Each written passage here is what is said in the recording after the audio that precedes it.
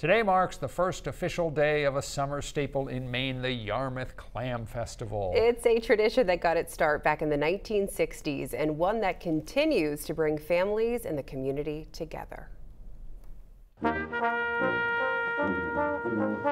This has been going on for almost 60 years. What started as a way to bring more business to the Yarmouth community, I would describe it as a family reunion, has grown into one of the biggest summer events in Maine. Back in the day, they used to have a muster here in the middle of town every summer, and it kind of grew from there. Jam-packed with fried foods, family, and fun, the Yarmouth Clam Festival is a weekend thousands of people look forward to year after year.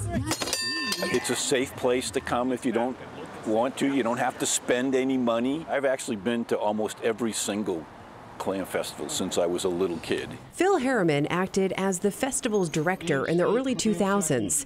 He's seen firsthand the sense of pride the event brings to his community. It's wrapped around parades and fireworks and bike races and clam shucking contests and more. Most especially, it's an opportunity to highlight what makes Yarmouth a very special place to live, which is the people. And it's the people of Yarmouth who dreamed up the idea for the festival back in 1965.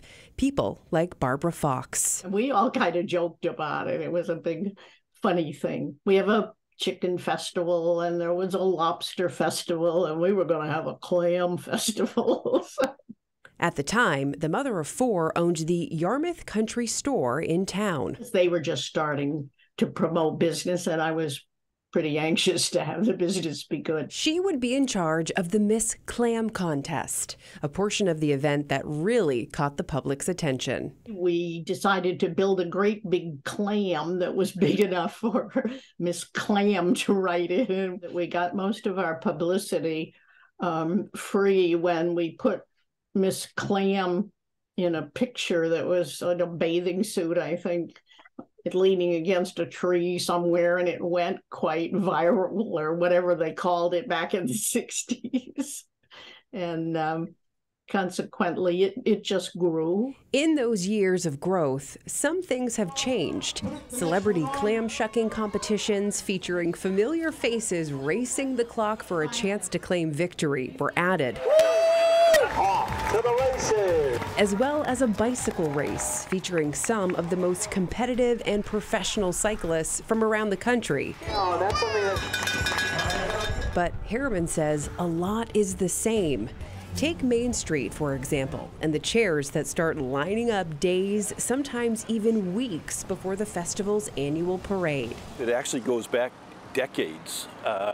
People who lived on Main Street put out their chairs and for their spot in the parade, and then other people who lived in town but not on Main Street would stop by and open their trunk and put their chairs out. And if you went the whole parade route, you'd see that there are chairs the whole way. So whether you come for the atmosphere, the sandcastle art, or everything in between, the Yarmouth Clam Festival isn't just 3 days of fun.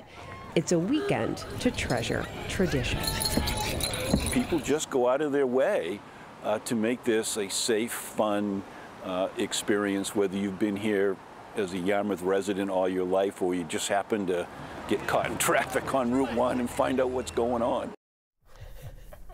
It's a big event. It's a big deal. By the way, Barbara was honored this evening during the festival's parade. She is one of this year's grand marshals, and Jack Mulmud and I will be representing New Center, Maine in the Celebrity Clam Shucking Tournament tomorrow at 11. So please cheer us on and say hello if you were there. And I will be emceeing the muster, which I think occurs pretty much right after the clam shucking. So it's great. If you're interested, you might get a twofer.